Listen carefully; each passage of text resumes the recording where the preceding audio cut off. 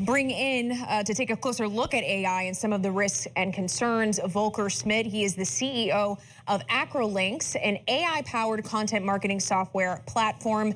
You know, we just heard from Haley, our White House correspondent, the vice president, was expected to review the risks of AI development today with tech leaders, talking about civil rights implications of democracy, potential new regulations. What do you make of the administration's plans on AI? I think it's, first of all, thanks for having me on. And second, I think it's regulation is much needed in this space because it's so fast developing.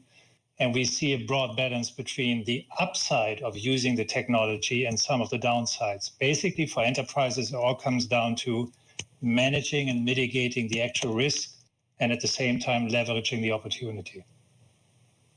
And when you say regulation, we absolutely need it.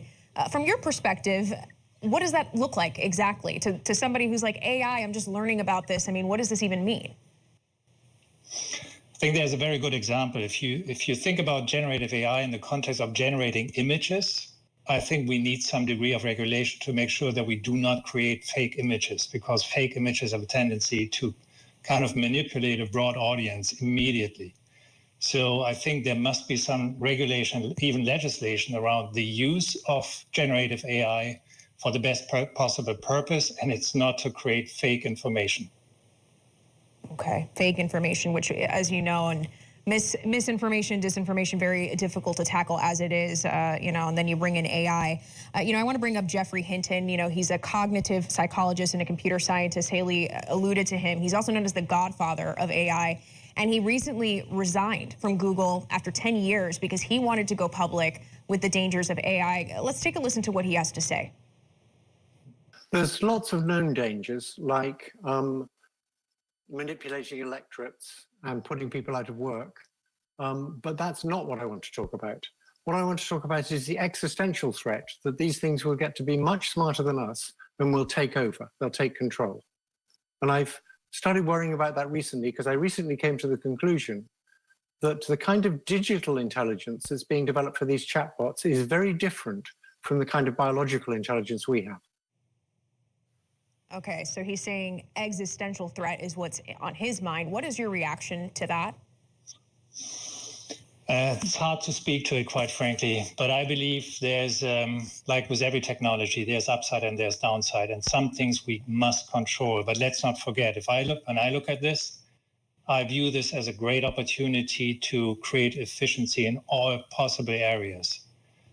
I see the opportunity to improve on education quite a bit, democratize education wherever we can. There will be areas where we will lose jobs. There will be areas where people are being redistributed to other areas, probably more needed areas. But at the same time, we will see these quote unquote machines to take over to help generate content, probably also digital products and other things. So I can't speak to what this gentleman said. I know that he has resigned, but I'm far away from calling this a doomsday or anything else. It is a technology that can vastly help us. But for enterprises right now, we need to make sure that enterprises can start using it without entertaining too much risk in it. Yeah, I want to go in a little deeper on that, actually, because the World Economic Forum released a report on Sunday predicting that AI will create a massive disruption in the global workforce over the next 5 years. You mentioned, jobs here, and we know that movie and TV writers are on strike right now. They have major concerns about AI. Things aren't happening in a vacuum. So here's what one writer who is on strike had to say. AI, all of these different advances in technology, it's coming for everyone. It's coming for everyone in every part of the industry. And while it is wonderful that we have advances in technology, they cannot and should not replace actual humans who are creating art. And so the fact that they wouldn't even address AI at all, it's disheartening and it cannot stand. And I want to hone in on the jobs part that you mentioned, and you're mentioning there's positives, there's upsides and downsides to this. So my question for you, if you could, in about 30 seconds, how worried should workers be? They should be excited about the opportunity to learn more and faster and be probably positioned in a position where they can provide more value. Look, In today's world, I think we conduct 8.5 billion searches on Google every day. People are looking for content. It's hard for enterprises to cope with the degree and the demand on content. Generative AI will help to automate certain tasks and make people responsible for monitoring the workflow and the approval process of content that has been generated.